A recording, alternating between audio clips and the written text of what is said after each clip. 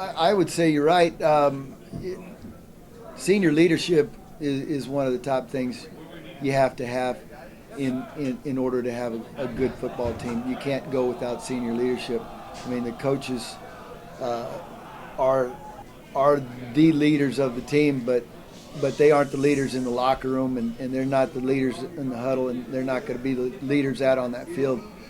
And leadership is extremely important, and it's coming around. It's a lot better than it was last year at this time, and uh, I like what I see out of the seniors. They're paying attention.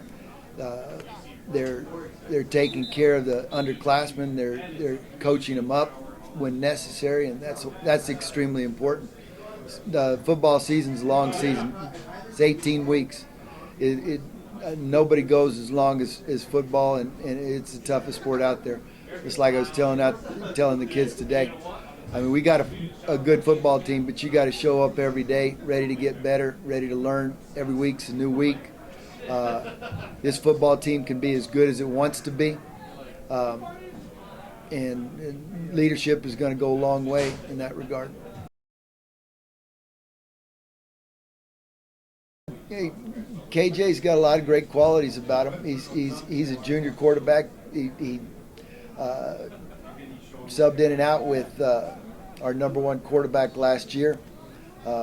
Pretty much took over at the end, but you know he's young.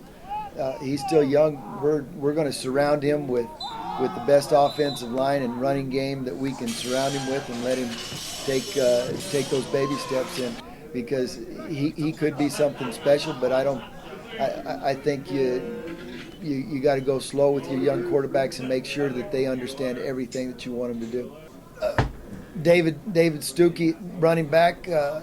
He was our second string running back last year. Got to see some playing time. He's got good speed, good moves, tough running back. Not very big. On offensive line, we've got one returning starter, Raymond Fierro. He's got some good size. He's moving things out. He's way ahead of where he was last year at this time. We're going to count on him a great deal. We've got a good size offensive line overall. Great potential there. As everybody knows, we want to run the football, and that's our number one goal, is to have a better running game this year. If you don't have a running game, your passing game is not going to do very well. Our receiving core is coming around this year.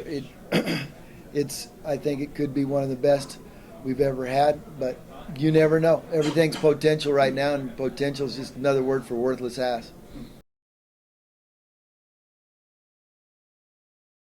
Defensive starters, we've got about 13 guys that actually saw some pretty good playing time last year. I would say we have 7 starters coming back this year, but there's going to be quite a few of those guys are going to be playing offense, and so we're trying to find a rotation. We've got, I think, good depth on both sides of the ball, so we like to play guys both ways. We like to teach them both offense and defense, and get the best football players on the field. Tough from front to back. We start off with El Dorado and Franklin and Carlsbad, Volcano Vista, El Dorado. All those guys are going to be tough. Our district's going to be tougher than it was last year. Onyate's going to be better. Gadsden, I don't know what they got at quarterback, but that guy came out of nowhere last year, so they might pull another rabbit out of their hat this year.